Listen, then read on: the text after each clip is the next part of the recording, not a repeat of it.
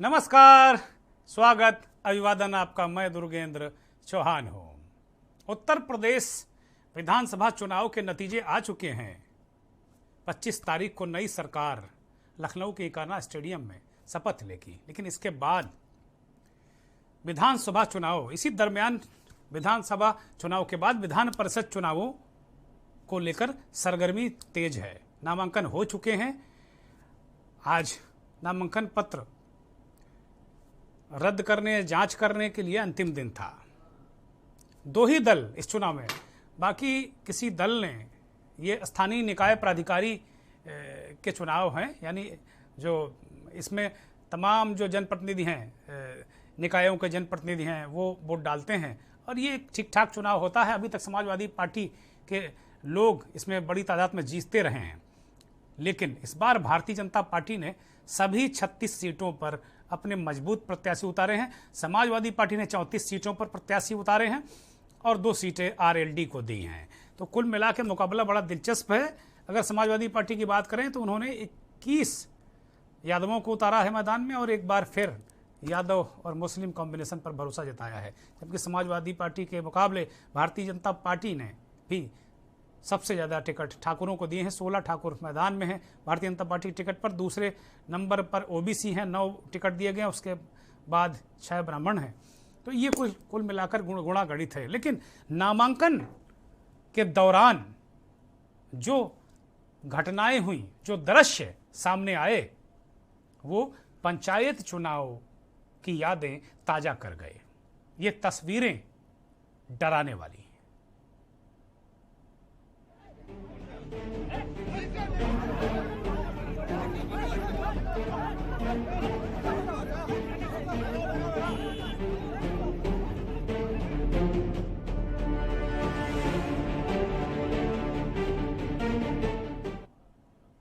मंथन का मुखड़ा माफ कीजिएगा, मंथन का मुखड़ा हमने क्यों लिया? तस्वीरें डराती हैं। हम लोग लोकतंत्रवादी लोग हैं और भारत में लोकतंत्र बड़ी मुश्किल से मिला है। लोक का तंत्र, हमारा और आपका तंत्र, जनता के द्वारा जनता के लिए निर्मित जो तंत्र है वो लोकतंत्र है। और बड़ी मुश्किल से, ये केवल एक शब्द नहीं है लोकतंत्र, बहुत कुछ निहित है लोकतंत्र में।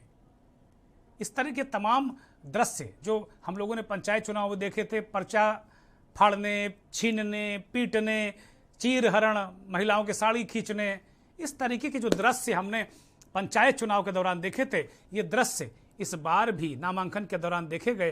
कई जगह भाजपा और सपा प्रत्याशियों के बीच, कई जगह खासतौर पर जिसे यादव लैंड कहते हैं, वहाँ पर मारपीट की तमाम घटनाएं आई। और अलीगंज के एटा और जो पूरा इलाका है, एटा, फरकाबाद, मैनपुरी, ये जो सीटें हैं, इन पर नामांकन के दौरान सपा के जो उम्मीदवार थे, चाहे उदयवीर सिंह हों, चाहे अन्य जो नेता हों, इनके सबके, चाहे हरीश कुमार हों, एक जो इटावा और फरकाबाद इस पूरी जो सीट से प्रत्याशी हैं, तो चाहे मैनपुरी और एटाव वाली सीट से उदयवीर सिंह हो, जो पुराने एमएलसी हैं, समाजवादी पार्टी के जाने पहचाने चेहरे थे। जब ये लोग कार्यकर्ताओं के साथ कलेक्ट्रेट नामांकन पत्र दाखिल करने पहुंचे थे, तो वहाँ ये मान लिया था कि भाई हम अब सुरक्षित हैं। इसके बाद भी छीना झपटी हुई, बवाल हुआ और पर्चा छीनने की कोशिश की गई। वही सपा प्रत्याशी राकेश यादव, नहीं बल्कि वो नाम ये गलत है, सपा प्रत्याशी हरीश कुमार की ही बात हम कर रहे थे। वही कुल मिलाकर ये जो चीज़ें देखने को मिली, बड़ी ही कुल मिलाकर ये तस्वीरें डराने वाली हैं। और ये तस्वीरें वास्तव में अंदर तक हिला गई, ये दिखा गई कि भाई क्या मसला क्या है। ये कल की तस्वीर है, आपको नामांकन पत्र छीनते नजर आ रहे हैं। और ये तस्वीर आज की है, जब सपा के निवर्तमान एमएलसी और जाने पहचाने चेहरे उदयवीर सिंह आज नामांकन पत्रों की जांच के लिए कलेक्ट्रेट पहुंचे थे, तो उनके साथ छीना झपटी, मारपीट की गई। अब दृश्य देखिए, एक लोकतंत्र में इस तरह के दृश्य, एमएलसी जो कई बार एमएलसी रहा हो, उसके साथ में इस तरह की घटनाएं, उदयवीर सिंह के साथ में इस तरह की हरकतें हुई और ये कहा गया कि भारतीय जनता पार्टी की जो यूथ विंग है, युवा मोर्चे, उसके लोगों ने मारपीट की, बवाल किया। ये तस्वीरें, ये दृश्य जो हैं ये डराते हैं और लोकतंत्र को चढ़ाते भी हैं ये दृश्य। तो वास्तव में ये दो तस्वीरें इस पूरे चुनाव की एक वानगी को सामने प्रस्तुत करती हैं। अब इस पूरे प्रकरण के बाद देखा गया कि उदयवीर सिंह का नामांकन पत्र रद्द कर दिया वहां के कलेक्टर ने। क्या आधार था अभी तक सामने नहीं आया, चुनाव आयोग से शिकायत की गई है। इसी तरीके से जो दूसरे प्रत्याशी थे हरीश कुमार, उनका भी नामांकन पत्र रद्द कर दिया गया और दोनों जगह से दोनों भारतीय जनता पार्टी के जो उम्मीदवार थे उनको निर्विरोध चयनित घोषित कर दिया गया। एक उम्मीदवार जो आंसू हैं, आशीष यादव उर्फ आंसू, एटा मैनपुरी वाली सीट से, वो समाजवादी पार्टी के ही पुराने नेता और जिनको समाजवादी पार्टी ने विधान परिषद का चेयरमैन बनाया था, रमेश यादव, उनके बेटे हैं। भारतीय जनता पार्टी ने आशीष यादव को टिकट दिया, उनके बेटे को। और वही जो लोग, ये भारतीय जनता पार्टी के लोग चुटकी ले रहे हैं कि भाई यही लोग तो पहले ये करते थे ये सब चीज़ों को, तो आज वही आशीष यादव के समर्थकों ने भारतीय जनता पार्टी के उम्मीदवार को वहाँ से जीतने नहीं दिया, पहले छीना झपटी हुई। ये भी आरोप लग रहा है कि वहाँ जानबूझकर समाजवादी पार्टी के प्रत्याशियों का जो नामांकन पत्र है उसे एक तरीके से रद्द किया गया, जानबूझकर रद्द किया गया, ये कराया गया। इसी तरीके की खबरें हरदोई से आई। अनुराग पटेल वहाँ से समाजवादी पार्टी के उम्मीदवार थे, उनका भी पर्चा निरस्त करके भारतीय जनता पार्टी के एमएलसी प्रत्याशी को निर्वाचित घोषित कर दिया गया। ये इस तरह की चीज़ें हैं। तो 36 सीटों में अब चुनाव 33 सीटों पर बचा है। 3 सीटें तो निर्विरोध घोषित हो गई, मतलब जितनी भी छीना झपटी की गुंजाइश थी वो हो गई। अब उदयवीर को टारगेट किया गया। जहां तक मेरे पास ये जानकारी है कि उदयवीर वही नेता हैं जो विधान परिषद में लगातार भारतीय जनता पार्टी की सरकार पर आवाज़ उठाते रहे हैं। हम अपने सहयोगियों से कहेंगे कि उदयवीर को फ़ोन पर जोड़ा जाए, क्योंकि उदयवीर एक ऐसे नेता हैं जो इस बार के चुनाव में उदयवीर समाजवादी पार्टी का अखिलेश यादव के बाद सबसे चमकदार चेहरा बनकर उभरे थे। और उदयवीर के साथ ये दुर्व्यवहार, ये समाजवादी पार्टी के जो पुराने लोग हैं वो कह रहे हैं कि टारगेटेड तरीके से उदयवीर को निपटाया गया। उत्तर प्रदेश की भाषा में किसी को निपटाने की बात है।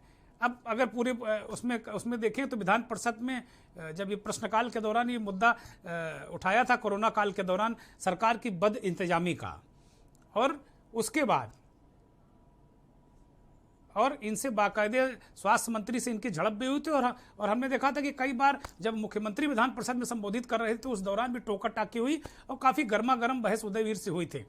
उस समय आनंद भदौरिया और उदयवीर सिंह, ये दोनों ही सरकार को निशाने पर लिए हुए थे।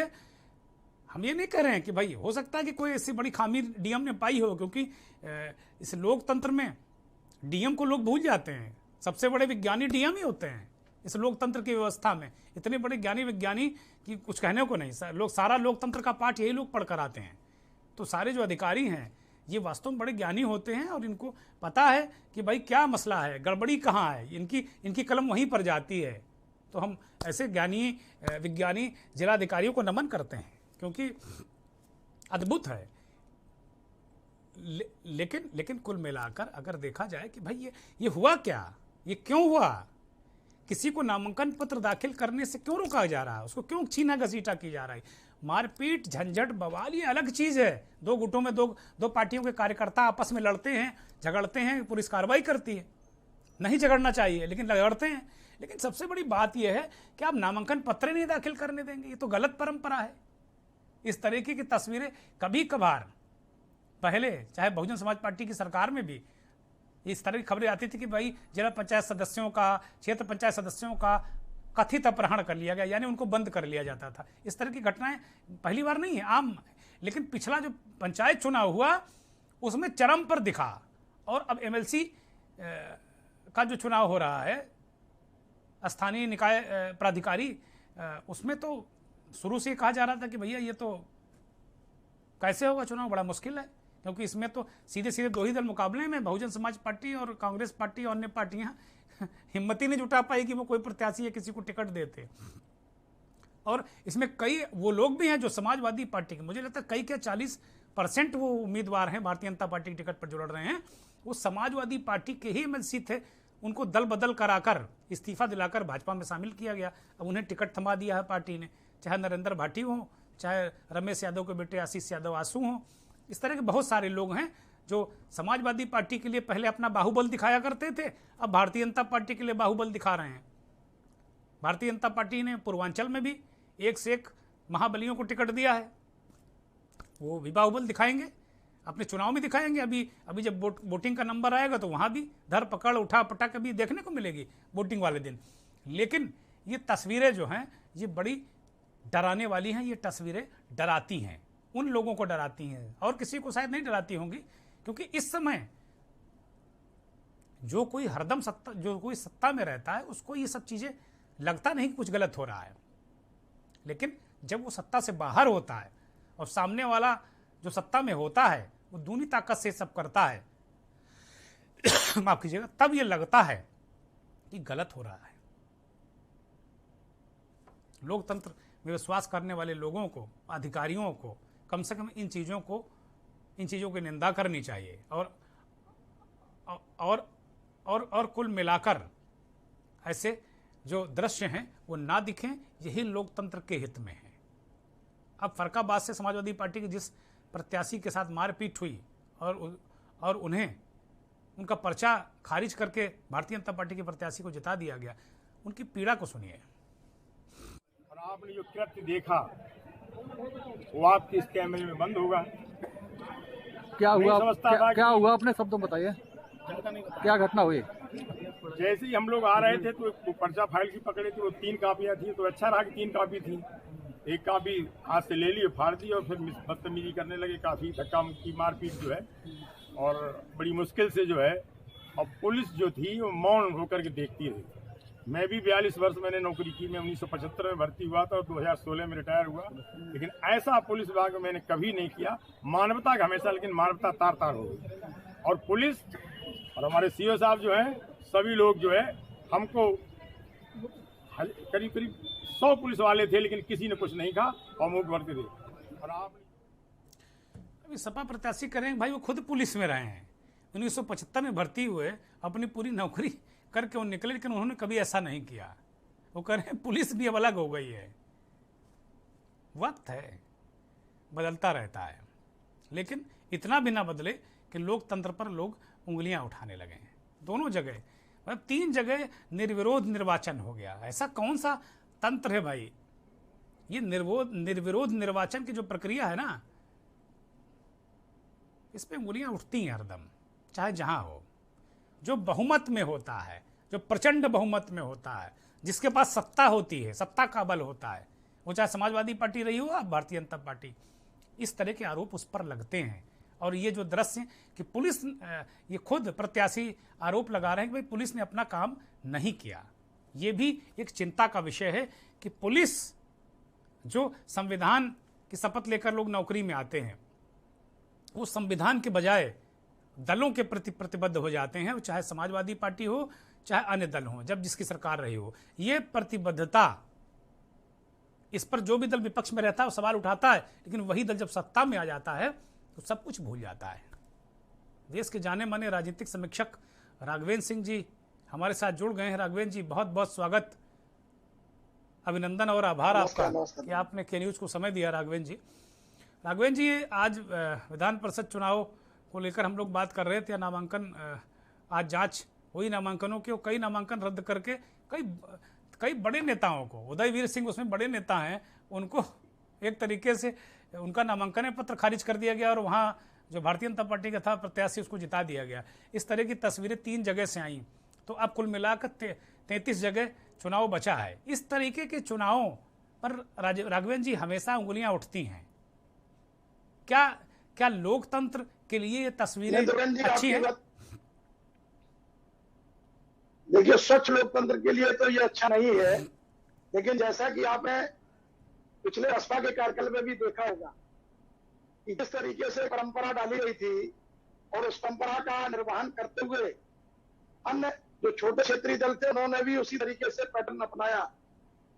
दुर्गेन जी, आपने पिछला चुनाव देखा होगा ब्लॉक टुडो को जिला पंचायत अध्यक्ष का, और भारतीय जनता पार्टी जो अपना देश वोट बैंक लेकर के हमेशा सड़क से लेकर संसद तक अपनी आवाज उठाती रही, उनको भी कहीं ना कहीं जो राजनीति में ये तो साफ है, रंग बदलने में नेता भी गिरगिट का बाप है।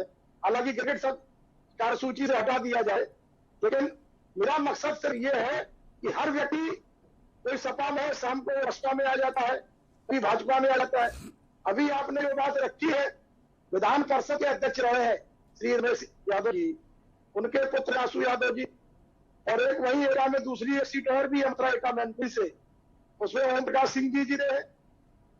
आपने जो फकाबाद का जिक्र किया, यहाँ पर ब्रह्मदत्त द्विवेदी भारतीय जनता पार्टी के बहुत कद्दावर नेता है, उनके भाई हरदत्त द्विवेदी जी उनके पुत्र हैं श्री प्रांशुदत्त द्विवेदी जी, जो भारतीय जनता युवा मोर्चा के उत्तर प्रदेश अध्यक्ष भी है। जाहिर सी बात है कि चुनाव में प्रत्याशियों को 4 सेट जमा करना होता, और 4 सेट में वो लीगल एडवाइजर से भी अपना पूरा राय लेते हुए मशवरा करते हैं। लेकिन अब जिलाधिकारी रिटर्निंग ऑफिसर को बहुत ज्यादा पावर भी होता है, क्योंकि जीत का प्रमाण पत्र देने का काम निर्वाचन अधिकारी का है। आपने देखा होगा पूर्वांचल में कई स्थानों पर अचानक लोगों ने यू टर्न लिया, और चाहे जौनपुर हो, चाहे आपने देखा हो मिर्जापुर हो, चाहे आपने देखा हो वाराणसी हो, कई ऐसी जगह है, कई ऐसे स्थान है, बुरई हो जनपद जालौन में कई ऐसे प्रत्याशी हैं कि जो जिनकी निशाती है पहला अभिषेक नहीं है। 2017 में जब भारतीय जनता पार्टी की सरकार बनी थी तो 156 ऐसे विधायक थे जो चाहे सपा में रहे हो या भाजपा में अब आए, चाहे वो बसपा में रहे हो, तो उनकी कोई निष्ठा नहीं, उनका दल का कोई निष्ठा नहीं होता। आज का जो आप देख रहे हैं इसमें एक परिवार को तो आप कह सकते हैं कि शुरू से ही भारतीय जनता पार्टी के निष्ठावान रहे, और ब्रह्मदत्त द्विवेदी भारतीय जनता पार्टी का एक बड़ा चेहरा, जिनको भारतीय जनता पार्टी में कमल निशान लाने का भी श्रेय है। अटल बिहारी वाजपेयी के वो दाहिने हाथ बने जाते थे। तो प्रांशुदत्त द्विवेदी का जहां तक प्रश्न है तो उसमें तो कहा जा सकता है कि भाई उनके ब्रह्मदत्त द्विवेदी के पुत्र भी यहाँ पर विधायक है सदर में, मेजर सुनील द्विवेदी, वो दोबारा लगातार विधायक बने हैं, उनकी माता प्रभा द्विवेदी भी यहाँ से मंत्री रही है। लेकिन पूरे उत्तर प्रदेश में ये चुनाव जो सत्तारूढ़ पार्टी होती है, तो ये जो परंपरा पिछली डाली थी कि जिसकी लाठी ताकि भैंस, वो हमारे धातु में पुरानी कहावत कहते थे। हालांकि ये कहावत पुरानी और जिला पंचायत के चुनाव में लोग ज्यादा इस्तेमाल करते, लेकिन आज स्वच्छ लोकतंत्र में इन सब चीजों का समावेश हो गया है। और जो परंपराएं क्षेत्रीय दलों ने डाली है उसके लिए न बसपा को आप कह सकते कि नहीं, बसपा ने ऐसा नहीं किया, समाजवादी पार्टी ने भी जिला पंचायत प्रधानी चुनाव जिताने में आपने देखा औरैया में कितनी बड़ी घटना हुई थी, जब दीपू सिंह राजावत वहां जिला पंचायत अध्यक्ष चुनाव लड़ रहे थे और साक्षी महाराज की गाड़ी और तमाम चीजों को घेर करके। तो ये तमाम ऐसे हैं, अभी तमाम आप नए नए दृश्य भी देखेंगे। आज जो घटना के आपने देखा, अचानक अखिलेश जी ने लोकसभा से इस्तीफा दे दिया, तो आजम खान ने भी इस्तीफा दे दिया। तो ये है कि अब विधान बनने के अंदर समाजवादी पार्टी भी 2024 के विजन को लेकर के अभी से अनामाना बन रही है, और विपक्ष में उसको एक बड़ा मौका भी मिला है, क्योंकि बहुत सारी सीटें आपने 8 सीटें देखी होंगी, 200 से नीचे वो सीट जीते हैं। बहुत सारी सीटें ऐसी 5000 से नीचे जीत करके भारतीय जनता पार्टी ने विजयश्री हासिल की है। तो ये मैं समझता हूं कहीं उन्होंने भी इसका पूरा फार्मूला निकाल करके कि ये लड़ाई 2024 में भी लड़ेगी और आगे के विजन को, अपने मिशन को जिंदा रखना है। और आपने जो बात कही है, भाई उदयवीर सिंह जी कोई नए एमएलसी नहीं है, समाजवादी पार्टी में उनका कद बहुत बड़ा है, और मैं समझता हूं खासतौर से एक गढ़ है, सपा का गढ़ है, और उस सपा के गढ़ में अगर भारतीय जनता पार्टी ने विजयश्री हासिल की है तो ये मामूली विजयश्री नहीं है दुर्गन जी, ये ऐसा गढ़ है कि उससे सराउंडिंग मैनपुरी, फरकाबाद, एकाटावा, यहाँ पर ज्यादातर समाजवादी पार्टी के परिवार की ही रिश्तेदारियां भी है, उनके रिश्ते हैं, परिवार है, ज्यादातर परिवार के लोग ही राजनीति में स्थापित। तो राजू जी आपने बड़ी महत्वपूर्ण बात कह दी। कुल मिलाकर भारतीय जनता पार्टी ने लोहे से ही लोहे को काट दिया, कुल मिला के ये कहा जाए। तो मकसद ये था, भाई ठीक है, समाजवादी पार्टी के प्रत्याशी ने भी चार्जशीट दाखिल किए होंगे। अब इस पर अगर निर्वाचन आयोग ने निरस्त किया पर्चा, तो अब ये आप स्वतः से हमने देखा भी, भाजपा के प्रवक्ता बोल भी रहे थे, भाई निर्वाचन रिटर्निंग अधिकारी ने अगर पर्चे में कोई खामी पाई है तो उसको नष्ट कर दिया। राघवेंद्र जी ये बात बड़ी समझ में नहीं आती। आपने जो बात कही कि उदयवीर कोई नए एमएलसी नहीं है, कई बार चुनाव लड़ चुके हैं और पर्चा भरा होगा, ऐसी कौन सी सिली मिस्टेक उन्होंने कर दी। तो आपने कहा ना कि भाग्य विधाता निर्वाचन अधिकारी होता है, हमने कहा ना कि इस देश में सबसे ज्यादा ज्ञानी विज्ञानी आईएएस होता है, तो जाहिर सी बात है बहुत तगड़ी पढ़ाई कर आते हैं, तरह तरह की पढ़ाई करते हैं वो। दुर्गेन जी आपने देखा भी होगा विधानसभा के चुनाव में भी और सी जगह पे ऐसे रिटर्निंग अधिकारी थे कि जिन्होंने प्रमाण पत्र देने में कम से कम 3 से 4 घंटे लगाए, जहां पर कम मार्जिन से हार जीत का आंकड़ा था, आपने देखा वह प्रमाण पत्र बहुत देर में दिए गए। जब देख लिया कि बहुत प्रचंड बहुमत की भारतीय जनता पार्टी की सरकार आ रही है, तो वो तमाम कई बार चैलेंज भी लोगों ने किया। अब ये हो सकता है कि ये लोग कुल मिलाकर ये मौसम विज्ञानी होते हैं, मौसम देखते हैं, राजनीति का मौसम किस ओर जा रहा है, इसी के बाद निर्णय लेते हैं भाई मौसम क्या कह रहा है, पानी बरसेगा या भयंकर गर्मी पड़ेगी। खैर ये राजनीति है, कभी गर्मी कभी बारिश होती रहती है। हम अपने दूसरे सेगमेंट पर चलते हैं। बहुजन समाज पार्टी को लेकर कल अखिलेश यादव ने एक टिप्पणी की थी और कहा था कि भारतीय जनता पार्टी के साथ बहन जी मिल गई हैं। इस पर आज बहन जी ने पलटवार किया। पहले अखिलेश जी को सुनिए क्या कहा था अखिलेश यादव ने। सवाल यह कि बहुजन समाज पार्टी क्या कर रही थी। बाबा साहब भीमराव अम्बेडकर जी के सपना क्या था कि संविधान बचे। बाबा साहब का सपना क्या है कि लोकतंत्र से हमारा देश चले, संविधान से देश चले। उन्होंने क्या किया, सुनने में तो आ रहा है कि बहुजन समाज पार्टी ने अंदर ही अंदर बीजेपी से हाथ मिला लिया। इसलिए समाजवादियों को, जो हर मौके पर मैंने कहा कि समाजवादियों को अब अम्बेडकर वादियों को साथ लेना पड़ेगा। सवाल यह कि बहुजन समाज मायावती ने कल आरोप, अखिलेश यादव ने माफ कीजिएगा, कल आरोप लगाया था कि भाई हमें सुनने में आया है। अब अखिलेश यादव को जो सुनने वाला अंदाज है ना, बड़ा कातिल होता है। वो कहते हैं सुनने में आया है, इसका मतलब बात ठीक कह रहे हैं वो, मतलब वो पूरी जिम्मेदारी से कह रहे हैं। वो कह रहे हैं भाई मायावती जी भाजपा से मिल गई और अब वो चिंता कर रहे हैं कि अंबेडकर जी ने जो संविधान बचाने की बात कही थी, वो अंबेडकर जी का मिशन, उसकी चिंता कर रहे हैं। वो कह रहे हैं अंबेडकरवादी और समाजवादी साथ आ जाएं। अखिलेश यादव के इस बयान पर बहन कुमारी मायावती ने आज ट्वीट करके निशाना साधा और उन्होंने कहा कि भाई कुल मिलाकर ये वास्तव में अखिलेश यादव की हताशा है, ये कुल मिलाकर उनकी हताशा ये सामने आ रही है। उन्होंने दावा किया कि समाजवादी पार्टी के संरक्षक मुलायम सिंह यादव बीजेपी से खुलकर मिले हुए हैं। ये मायावती पलटवार कर रहे हैं। उन्होंने कहा कि अंबेडकरवादी लोग कभी भी एसपी मुखिया अखिलेश यादव को माफ नहीं करेंगे। अपने ट्वीट में मायावती ने 2017 में योगी आदित्यनाथ के शपथ ग्रहण की ओर इशारा किया, जिसमें मंच पर मुलायम सिंह यादव प्रधानमंत्री नरेंद्र मोदी के कान में कुछ कहते हुए नजर आए थे और इसके बाद वो तस्वीरों खूब वायरल हुई थी। इसका भी उन्होंने जिक्र किया। बहुत पुरानी बात है, पूरे 5 साल हो गए बहन जी। और इस बीच आप 2019 में आपने मुलायम सिंह के साथ मंच भी साझा कर लिया मैनपुरी में, जब आपने समझौता 2019 में किया, लोकसभा चुनाव में साथ लड़ने का फैसला किया, तो बाकायदे आपने मुलायम सिंह यादव के साथ मंच साझा किया। तब आपको याद नहीं आई थी कि नरेंद्र मोदी के साथ योगी आदित्यनाथ के शपथ ग्रहण समारोह में मुलायम सिंह यादव ने मंच साझा किया था और वो भाजपा से मिले हुए हैं। अखिलेश यादव उनकी पत्नी ने सार्वजनिक रूप से मंच पर आपके पैर छुए थे। तब आपको नहीं लगा था कि ये लोग भाजपा से मिले हुए लोग हैं, ये जो बाबा साहब अम्बेडकर और मान्यवर काशीराम जी के जो नीति रीति और सिद्धांत हैं उनके खिलाफ हैं, ये तो सांप्रदायिक ताकतों से मिले हैं, जिन्हें आप सांप्रदायिक ताकतें कहती हैं। राजनीति है, जब जैसा हो उसी के अनुसार हो जाना चाहिए। ऐसा हम नहीं कह रहे हैं, ये नेताओं की फितरत बता रही है। अपने अपने हिसाब से वो नीति नियम सिद्धांतों को तय कर देते हैं और तोड़ मरोड़ कर पेश कर देते हैं। राजनीति दो मुखिया हो गई है और रंग चौरंगी, चौरंगी रंग और दो मुखिया, ये है राजनीति की असली तस्वीर। लोग भी समझते होंगे। चलिए।